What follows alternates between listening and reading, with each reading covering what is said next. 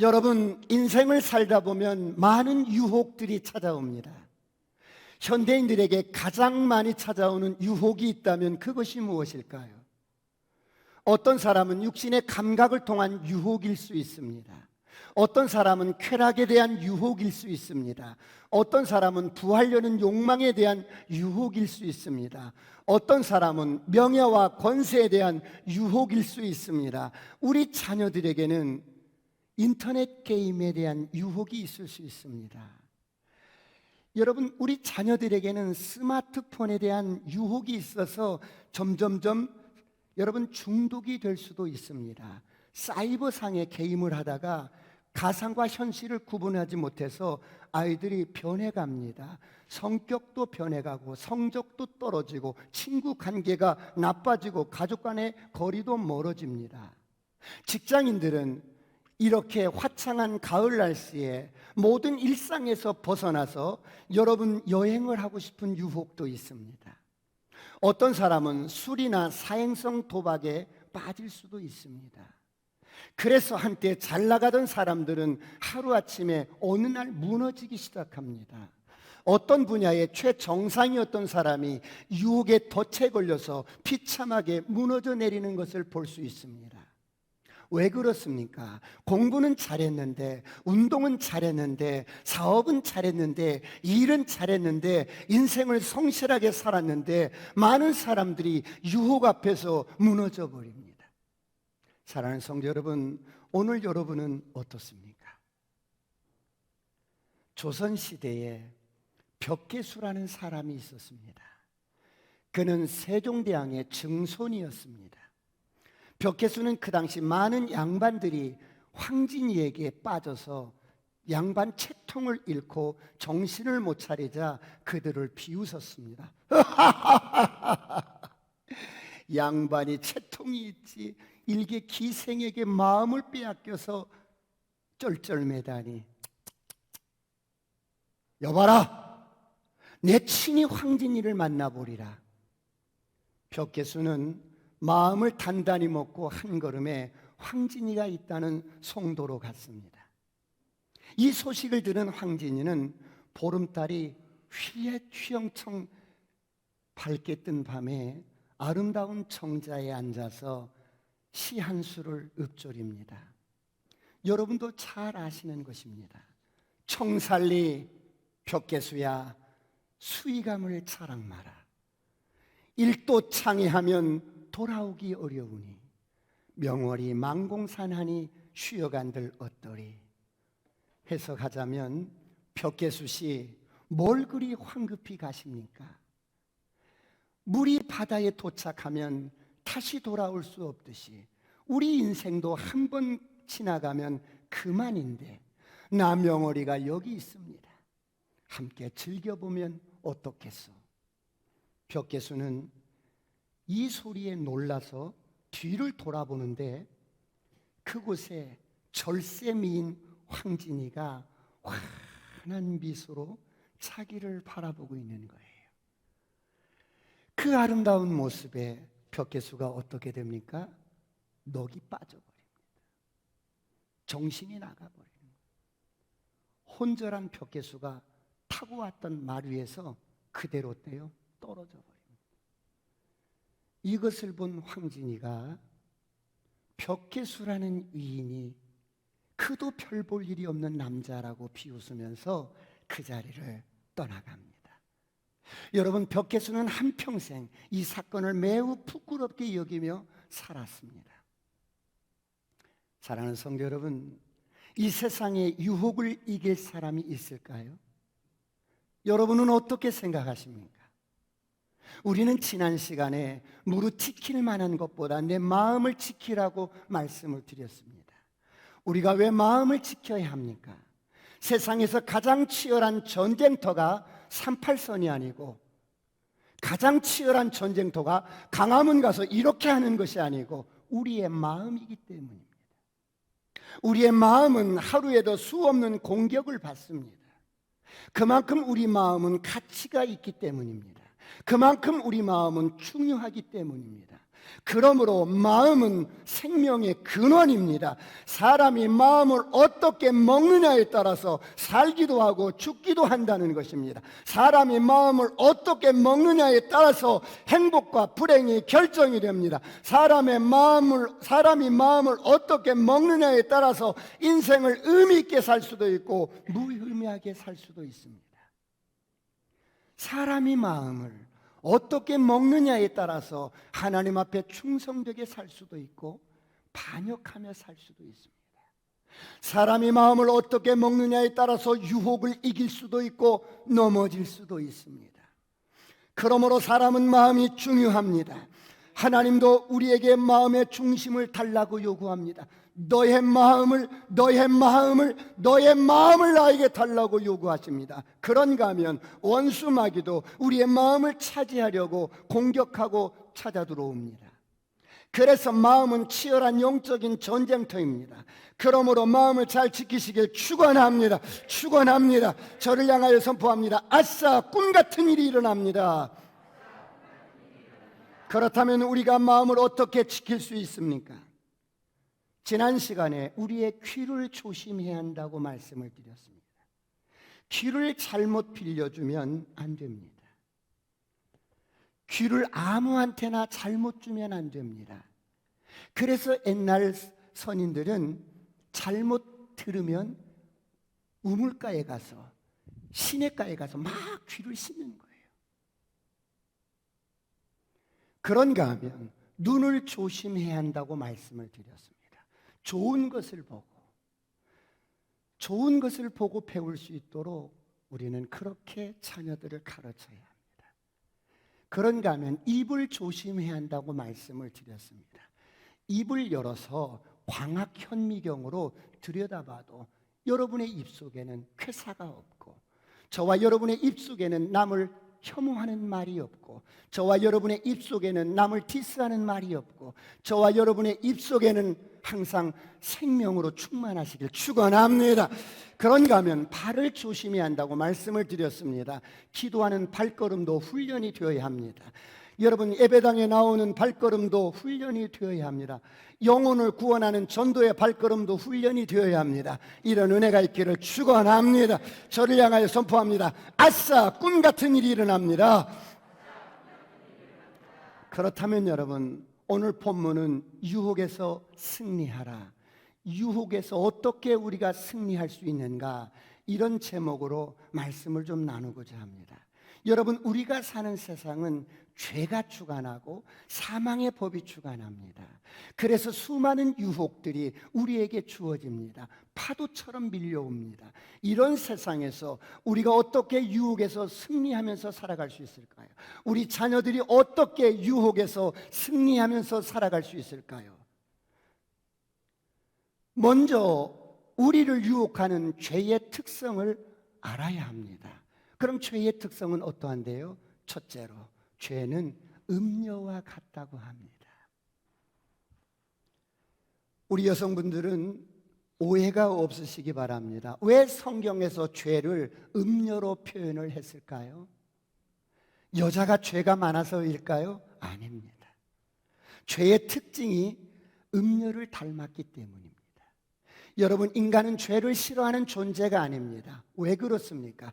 인간은 죄 가운데 잉태해서, 죄 가운데 태어나서, 죄 가운데 살다가, 죄 가운데 죽어서 죄값으로 가는 곳이 지옥입니다. 이것이 모든 인생의 운명입니다. 그러므로 로마서 1장 28절로 32절은 이렇게 말씀합니다. 다 같이 한번 합독합니다. 시작. 또한 그들이 마음에 하나님 두기를 싫어하며 하나님께서 그들을 그 상실한 마음대로 내버려 두사 합당하지 못한 일을 하게 하셨으니 곧 모든 불의, 추악, 탐욕, 악의가 가득한 자요, 시기, 살인, 분쟁, 사기, 악독이 가득한 자요, 수근수근한 자요, 비방하는 자요, 하나님께서 미워하시는 자요, 능욕하는 자요, 교만한 자요, 자랑하는 자요, 악을 도모하는 자요, 부모를 거역하는 자요, 우매한 자요, 배약하는 자요, 무정한 자요, 무자비한 자라. 그들이 이 같은 일을 행하는 자는 사형에 해당한다고 하나님께서 정하심을 알고도 자기 뜻만 행할 뿐 아니라 또한 그런 일을 행하는 자들을 옳다 하느니라. 여러분, 타락한 인간은 이처럼 전혀 소망이 없습니다. 그래서 하나님께서는 사형이다, 사형에 해당한다고 여러분 언도를 내렸습니다. 이런 우리가 하나님의 불가항력적인 은혜로 예수를 믿고 거듭났습니다. 할렐루야. 이것은 엄청난 하나님의 은혜입니다. 그러나 우리의 영은 거듭났지만 우리의 육신은 여전히 죄와 친숙하고 죄를 좋아합니다. 그래서 인간은 언제든지 죄에 빠지기 쉬운 존재예요. 그렇다면 왜 죄를 음녀에 비유했을까요?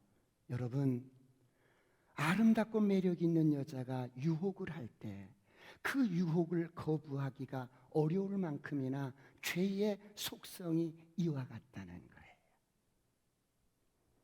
그래서 인간은 언제든 죄에 빠지기 쉽고 유혹에 빠지기 쉬운 것입니다. 우리 육체 안에 있는 죄악된 욕망이 최적의 환경만 주어지면, 어떤 기회만 주어지면 발동하기 때문입니다. 우리 속에 잠자고 있는 것 같지만 갑작스럽게 이 죄악된 욕망이 맹렬하게 여러분 죄를 향하여 달려가는 성향이 있습니다.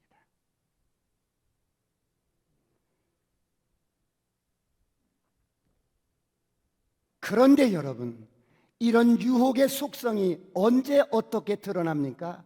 언제든지 드러날 수 있지만 여러분이 잘 나갈 때 드러납니다. 여러분이 성공하면 드러납니다. 여러분 형편이 좋아하면 그때 드러나요. 여러분이 열심히 노력해서 먹고 살만하면 그때 드러납니다. 여러분의 삶에 여유가 생기면 그때 드러납니다. 그럴 때 더 여유가, 유혹은 그럴 때 더 강하게 다가옵니다. 여러분 영적으로도 마찬가지입니다. 영적으로 성장하고 뭔가 좀 아는 것 같으면 유혹이 찾아옵니다. 그러므로 성경이 말씀합니다. 고린도전서 10장 12절에 다 같이 한번 합독합니다. 시작. 그런즉 선줄로 생각하는 자는 넘어질까 조심하라. 그런즉 선줄로 생각하는 자는 넘어질까 조심하라. 할렐루야. 사랑하는 성도 여러분, 그렇다면 죄의 속성은 무엇과 같습니까? 죄의 속성은 거부하기 어려운 매력적인 여자와 같다는 것입니다. 그래서 성경은 이런 죄의 속성을 음녀로 표현하는 것입니다. 그렇다면 음녀와 같은 매력적인 죄의 속성은 어떻습니까? 두 가지 특징이 있습니다. 3절 말씀을 다 같이 한번 합독하겠습니다. 3절 다 같이 시작. 대저 음녀의 입술은 꿀을 떨어뜨리며 그의 입은 기름보다 미끄러우나. 죄의 속성 가운데 겉으로 드러나는 죄의 모습은 꿀같이 달콤하고 기름같이 미끄럽고, 유혹의 말을 들으면 달콤하고 가슴이 뛰고 거절하면 안 될 것 같은 매력이 있다는 것입니다. 그리고 기름처럼 매끄럽고 세련되고 친절하고 뒤탈이 전혀 없을 것 같다는 것입니다. 이처럼 죄의 겉모습은 아주 매력이 있어서 우리를 즐겁게 하고, 우리를 여러분 흥분하게 하고, 우리를 여러분 익사이팅하고 보암직하고 먹음직하고 탐스럽게 할 만큼 그렇게 보이는 것입니다. 여러분, 이것이 죄의 겉모습입니다. 그런데 죄의 내적인 속성은 어때요? 4절을 다 같이 보겠습니다. 오늘 말씀 4절 다 같이 시작. 나중은 쑥같이 쓰고 두 달 가진 칼같이 날카로우며. 죄의 여러분 이 내적인 속성은 쑥같이 쓰네요. 아주 쓰디쓴 맛을 느끼게 합니다. 죄를 범하고 나면 쓰디쓴 맛을 느끼게 합니다. 더 나가서 양날의 칼과 같습니다. 양날의 칼과 같은 말은 어느 쪽을 만져도 칼날의 살을 베어서 피가 나게 된다는 것입니다. 그런데 여러분, 죄는 여기서 끝나는 것이 아닙니다. 그의 발은 사지로 내려가고 그 길은 죽음으로 가는 길입니다. 겉으로 보이기는 즐거워 보여도 여러분 그 영혼은 무너지고 그 길은 죽음의 길이요 사지로 내려가는 것과 같습니다. 사랑하는 성도 여러분, 그렇다면 왜 사람들이 이런 죄에 빠지고 유혹에 빠지고 죄의 중독이 될까요? 죄가 우리를 속이기 때문에 그래요. 죄가 저와 여러분을 속입니다. 육신의 쾌락이 우리를 속여요. 인생이 우리를 속여요. 삶이 우리를 속여요. 사랑이 우리를 속여요. 감정이 우리를 속여요. 사랑이라는 육신의 감정이 우리를 속여요. 그런데 사람들은 이것을 모른다는 것입니다. 왜 모릅니까? 죄가 우리를 속이기 때문에.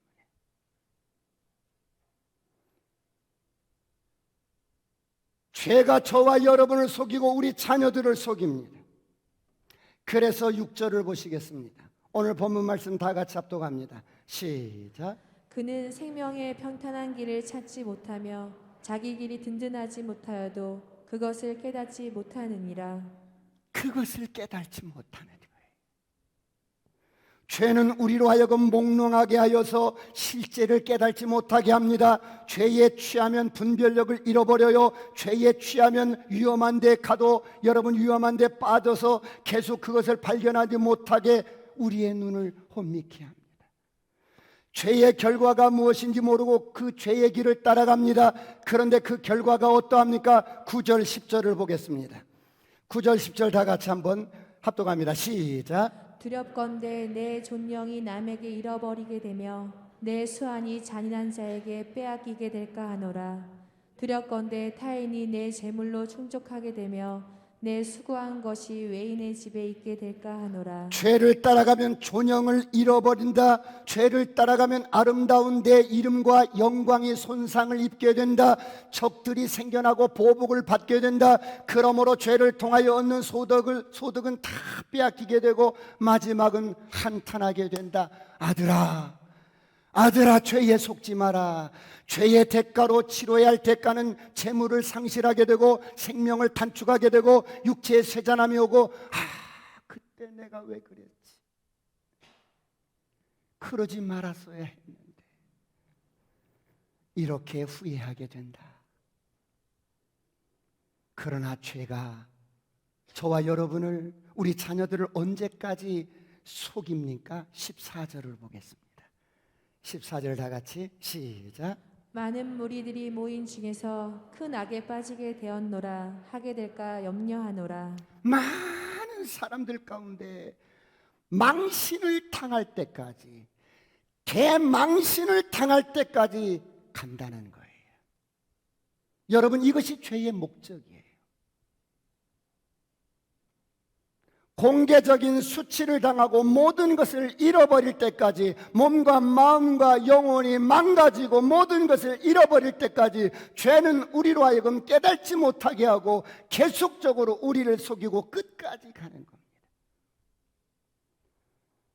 이처럼 죄는 음료처럼 우리를 취하게 만듭니다. 강력한 힘을 가지고 우리를 끝까지 속입니다. 해방될지어다. 해방될지어다. 그래서 죄의 겉모습은 아주 달콤하고 부드럽지만 죄의 결과는 참혹하고 가혹하고 혹독하리만큼 무섭다는 것입니다. 이것이 죄의 결론입니다. 이것이 죄의 속성입니다. 사랑하는 성도 여러분, 그렇다면 어떻게 해야 우리가 이런 죄의 유혹으로부터 승리할 수 있을까요? 두 번째, 말씀을 듣고 말씀을 내면화시켜야 합니다. 오늘 보면 잠언서 5장 1절로 2절을 보겠습니다.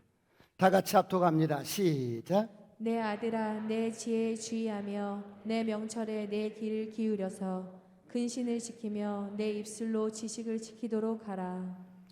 내 아들아, 내가 유혹으로부터 승리하려면 하나님의 말씀을 듣고 내 말을 듣고 내면화시켜야 한다. 그래야만이 근신할 수가 있어요. 이 근신이라는 말은 몸을 삼가할 수 있고 몸을 제어할 수 있고 몸을 지킬 수 있다는 말을 근신이라는 말인데, 말씀이 내면화가 되지 않으면 몸을 제어할 수가 없고 몸을 지킬 수가 없고 몸을 여러분 우리가 컨트롤할 수가 없어요. 말씀을 듣고 끝나는 것이 아니라 말씀이 여러분의 심령 속에 내면화되시길 축원합니다. 그렇다면 말씀이 내면화되어야 할 세 가지 이유를 말씀드리겠습니다. 첫 번째, 하나님의 말씀은 세상의 본질을 밝혀줍니다. 하나님의 말씀은 무엇이 죄인지 무엇이 악인지 본질을 가르쳐줍니다. 하나님의 말씀은 인간의 시작과 끝을 밝혀주고 인간의 존재 자체가 어떠한 것인지 말해주고 우리가 여러분 인생을 살아가는데 바른 길을 가르쳐줍니다. 그래서 말씀 앞에는 아무것도 숨길 수가 없어요.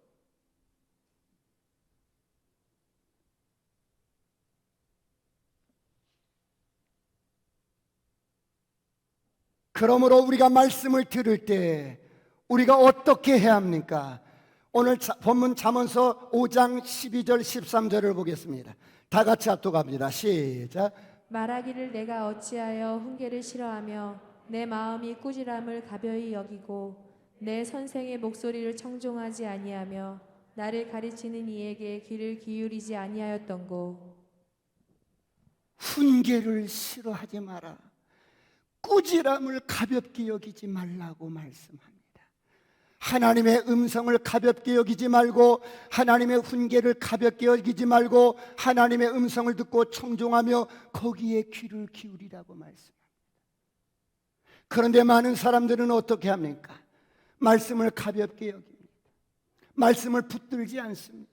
말씀을 내면화시키지 않습니다. 듣고 영적인 즐거움과 영적인 유희로 끝나버립니다. 말씀보다 세상 소리가 더 좋아요. 여러분 요즘에 유행하는 모든 트로트 신인가 트로트 이것보다 말씀은 재미가 없는 거야.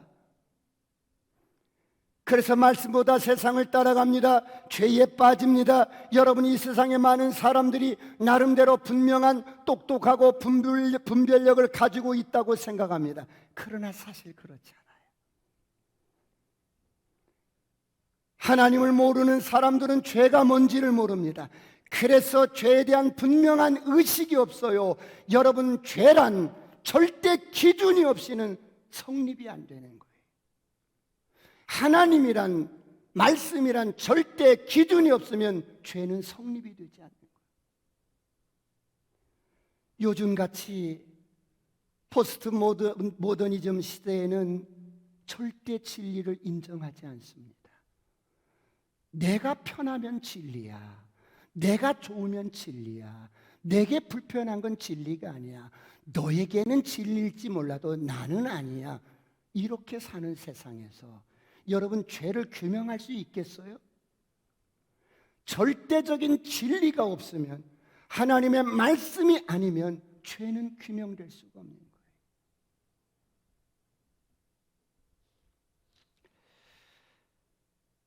이게 죄인가 아닌가를 어떻게 알 수 있어요? 하나님의 말씀이 기준입니다. 믿으시면 아멘.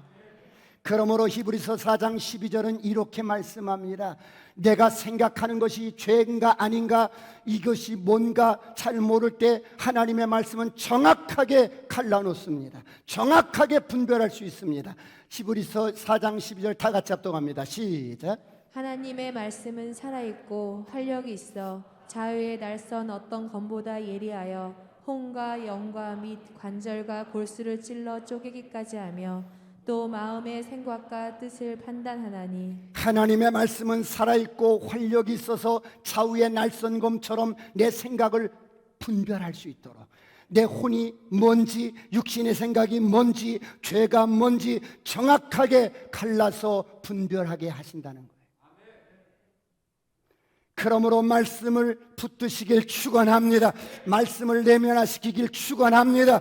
말씀으로 여러분 어떤 유혹에서부터 어떤 유혹이라도 승리하시길 축원합니다. 두 번째, 우리가 왜 말씀을 내면화시켜야 합니까? 분명한 정체성을 확립해야 합니다. 여러분, 저와 여러분이 예수 믿고 거듭난 사람들입니다. 할렐루야. 성령으로 태어난 사람, 말씀으로 태어난 사람입니다. 우리의 생명의 본성이 바뀌어진 사람, 보통 사람이 아닙니다. 그래서 저와 여러분은 베드로전서 1장 23절에 이렇게 말씀합니다. 너희는 어머니 아버지로부터 부정모혈로 태어났지만 그렇게 거듭난 것이 아니다. 다 같이 합독합니다. 시작. 너희가 거듭난 것은 썩어질 씨로 된 것이 아니요 썩지 아니할 씨로 된 것이니 살아있고 항상 있는 하나님의 말씀으로 되었느니라. 너희가 거듭난 것은 부정모혈로 거듭난 것이 아니라 썩지 아니할 하나님의 말씀으로 거듭났다. 우리가 이런 존재입니다. 저를 따라합니다. 나는 영입니다. 혼을 가지고 몸 안에 삽니다. 이렇게 거듭난 저와 여러분을 새로운 피조물이라고 하는데, 이 새로운 피조물은 지구상에는 이런 종족이 없었어요. 죽음을 이긴 자요, 정복자보다 나은 자요, 우리는 승리자로 태어났습니다. 이런 정체성은 말씀으로 확립을 시켜줘야만이 유혹으로부터 승리할 수 있어요. 할렐루야. 그렇다면 시편 1편의 1절 2절은 이렇게 말씀합니다. 다 같이 합독할까요? 시작. 복 있는 사람은 악인들의 꾀를 따르지 아니하며 죄인들의 길에 서지 아니하며 오만한 자들의 자리에 앉지 아니하고 오직 여호와의 율법을 즐거워하여 그의 율법을 주야로 묵상하는도다. 복 있는 사람은 오직 여호와의 율법을 주야로 묵상하는 자로다. 주야로 즐거워하면서 묵상하는 자로다. 이게 무슨 말씀이에요? 신약 성도인 저와 여러분에게는 하나님의 말씀의 실체인 예수 그리스도가 이 땅에 와서 저와 여러분의 모든 죄와 허물을 담당하시고 우리에게 주신 이 복음, 엄청난 이 복음을 주야로 묵상하는 자로다. 할렐루야. 그리스도 안에서 내가 누구인지, 어떤 존재인지 주야로 묵상하는 겁니다. 왜요? 내 정체성이 그러하니까.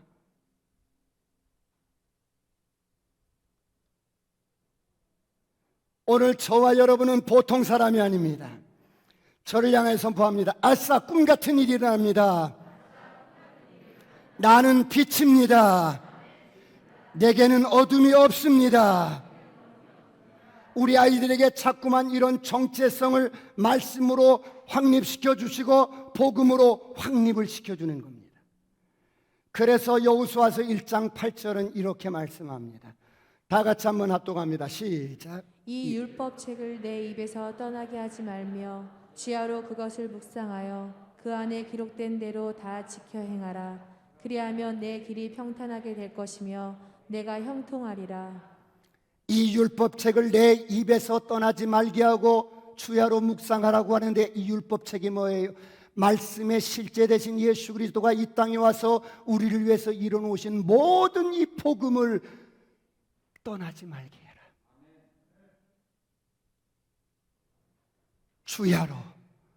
주야로 너의 정체성을 잃어버리지 말고 이 복음을 주야로 누리면서 떠나지 말게 하라. 할렐루야.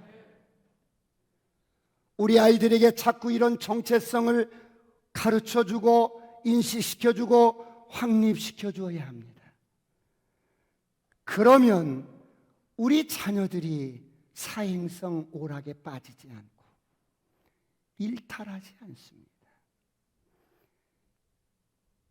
그래서 유대인들은 자녀들에게 철저하게 태어나면서부터 정체성을 확립시켜주고 인식시켜주고 가르쳐줍니다. 넌 하나님의 백성이야. 넌 선민이야. 하나님이 너를 얼마나 사랑하는지 철저하게 정체성을 가르쳐주고 인식시켜줍니다. 나가도 두라도 말씀을 묵상하면서 여러분 그 자신의 정체성을 잃지 않고 살아갈 수 있도록 그렇게 교육합니다. 이런 유대인들은 어느 환경에 던져놔도, 어느 상황에 던져놔도 여러분 세상에 물들지 아니하고 세상을 바꿔나갑니다. 할렐루야. 정체성이었습니다. 그런가 하면 우리가 어떻게 유혹으로부터 승리할 수 있어요? 세 번째, 일상에서 즐거움과 행복을 누리십시오.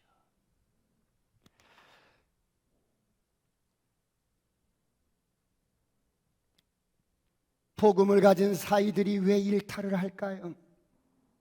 복음이 내면화되지 않았어요. 말씀이 내면화되지 않았어요. 그렇게 충성스럽게 보이던 사람이 어느 날 갑자기 일탈을 해요. 왜요? 복음이 내면화되지 않고 말씀이 내면화되지 않았어요. 하나님께서 우리에게 주신 엄청난 복음을 잘 알지 못하는 거예요. 내가 누구인지 모르는 거예요. 이런 일상에 엄청난 복음을 갖고도 우리 가정에서 일상의 즐거움과 행복이 없어. 재미가 없는 거야. 맨 공부하고 맨 일하고 맨 사업하고 맨 그러고 가정에서 일상에서 감격이 없고 재미가 없고 여러분 즐거움이 없는 거야. 그래서 많은 사람들이 부정적인 쾌락에 빠져버리는 거예요. 사행성 게임에 중독돼 버리는 거예요. 왜요? 어느 날 갑자기 우리 아이가 어디에 중독이 됐어요? 어디에 빠졌어요? 내 남편이 어디에 빠지고 어디에 일탈을 하고 아내가 일탈을 하고 여러분 왜 그렇다고 생각하십니까?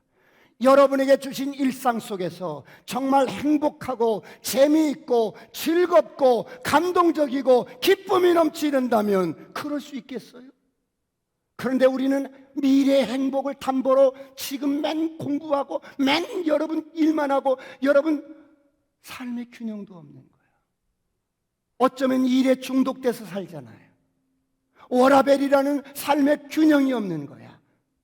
그러다 보니까 누가 조그만 육체적인 여러분 감각적으로 여러분 쾌락을 느끼게 되면 거기에 빠져버리는 거예요. 그런가 하면 아이들이 왜 게임에 빠져요?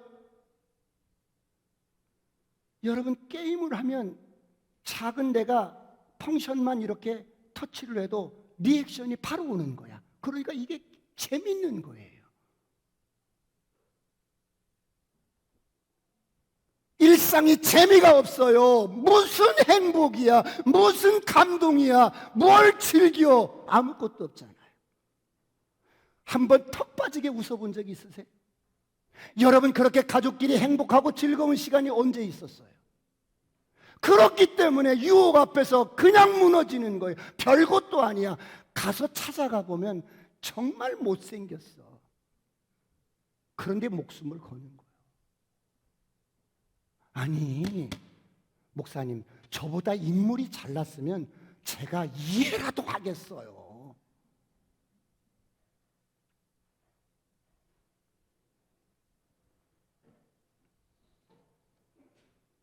복음이 그렇게 시시한 거예요.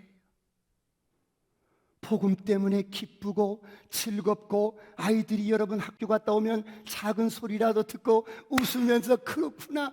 여러분 같이 여러분 즐겁고 여러분 행복해하고 이게 일상에서 우리 가족 가운데 가정 가운데 이루어지지 않으면 어때요? 그냥 유혹이 오면 넘어져 버리는 거예요. 너 어쩌다가 그런 여자를 만났어? 너 어쩌다가 그런 남자를 만났어? 나한테 잘해줬어.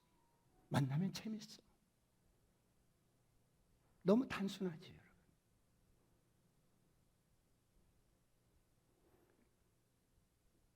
여러분의 가정에서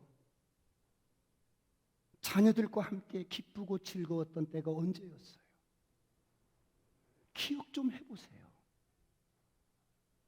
언제 있었습니까?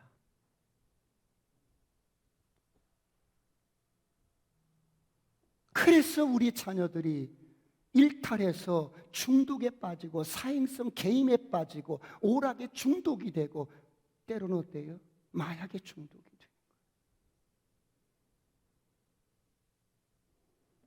그런 가치 없는 일에 재미를 느끼면 중독이 되어버려요. 선포합니다. 떠나갈지어다. 떠나갈지어다. 그러므로 성경은 말씀합니다. 데살로니가전서 5장 16절 17절 18절 다 같이 합독합니다. 시작. 항상 기뻐하라. 쉬지 말고 기도하라. 범사에 감사하라. 이것이 그리스도 예수 안에서 너희를 향하신 하나님의 뜻이니라. 복음 때문에 가슴 터지도록 턱 빠지게 웃으면서 기뻐하시길 축원합니다. 감격하며 사시길 축원합니다. 여러분, 복음으로 말미암아 인생을 재미있게, 의미있게, 행복하게 사시길 축원합니다. 세상에 나 같은 인생이 구원을 받은 거야. 나 같은 인생이 구원을 받았단 말이에요.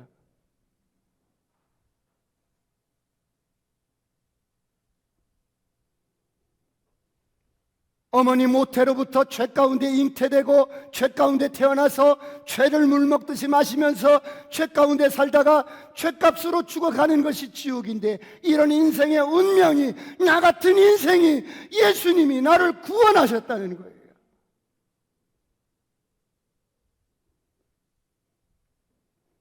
이 복음으로 여러분들이 마음껏 기뻐해도 복음은 부족함이 없어요. 이 복음으로 여러분들이 마음껏 가슴 터지게 행복하게 살아도 복음은 부족함이 없는 거예요. 이런 은혜가 있기를 축원합니다. 저를 향하여 가정에서 선포합니다. 아싸, 꿈 같은 일이 일어납니다.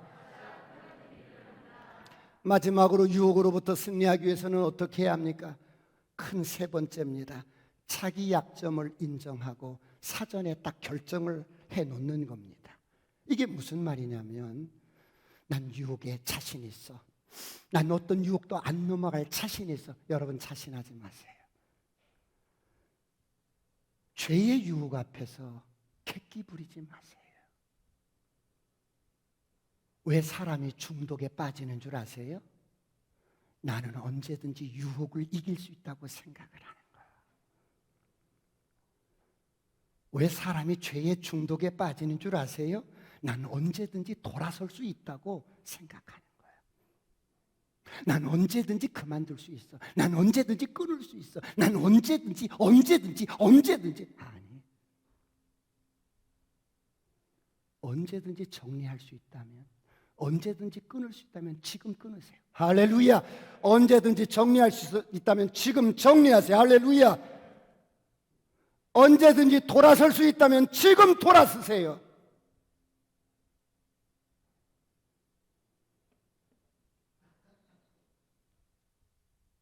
우리는 그럴 수 없는 연약한 존재이기 때문에 유혹으로부터 사전에 내가 결정해 놓는 거예요.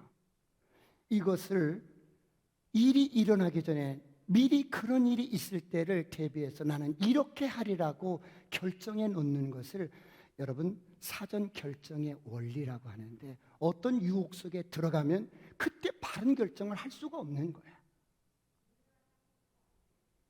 이것을 잘 시행한 사람이 있었어요. 사전에 결정한 것을 잘 이행한 사람이 있었어요. 누구예요? 창세기 39장 7절로 10절까지 보겠습니다. 7절부터 시작. 그 후에 그의 주인의 아내가 요셉에게 눈짓하다가 동침하기를 청하니 요셉이 거절하며 자기 주인의 아내에게 이르되, 내 주인이 집안의 모든 소유를 간섭하지 아니하고 다 내 손에 위탁하였으니 이 집에는 나보다 큰 이가 없으며 주인이 아무것도 내게 금하지 아니하였어도 금한 것은 당신뿐이니 당신은 그의 아내임이라. 그런즉 내가 어찌 이 큰 악을 행하여 하나님께 죄를 지으리이까. 여인이 날마다 요셉에게 청하였으나 요셉이 듣지 아니하여 동침하지 아니할 뿐더러 함께 있지도 아니하니라. 정말 죄짓기 좋은 환경이었어요. 요셉은 여러분 청년입니다. 외국에 있는 외로운 남자예요. 주인 마님이 유혹을 합니다.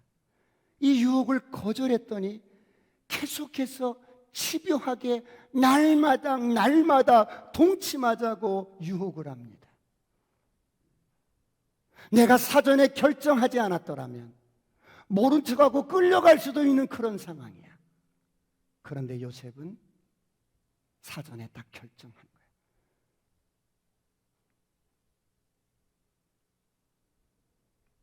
유혹에 빠지지 않으려면 미리 결정을 해놓는 거예요. 하리라, 난 사전에 결정해 놓고 인생을 살리라. 할렐루야. 오늘 이런 은혜가 있기를 축원합니다. 사랑하는 성도 여러분, 그렇다면 오늘 어떻게 하시겠습니까? 오늘 하나님은 우리와 우리 자녀들을 기대하고 있습니다. 이 세상이 아무리 여러분 패역하고 죄악이 관영해도 하나님은 이 시대에 저와 여러분을 향하여 기대하는 바가 있습니다. 그렇다면 어떻게 살아야 합니까? 말씀을 내면화시키기를 축원합니다. 복음을 내면화시키시길 축원합니다. 여러분의 분명한 정체성을 가지고 일상에서 재미있고 의미있고 행복하게 자녀들이 말 같지 않은 소리를 해도 다 받아주고 딱 자르고 앉아 그러지 말고 다 받아주면서 어머나 엄마 너무 행복해, 너무 기쁘다, 턱 빠지게 웃을 수 있도록 행복한 그런 즐거움들, 이런 가정이 되고 관계가 되어지고 셀 모임을 할 때도 그렇게 하십시오. 그러면 언제 어디서든지 유혹으로부터 승리하게 될 줄 믿습니다. 사전에 결정하고 나는 이럴 때는 이렇게 하리라, 이럴 때는 이렇게 하리라, 이런 사전에 결정을 해놓고 언제든지 어디서든지 승리하시길 주의 이름으로 축원합니다. 기도하시겠습니다.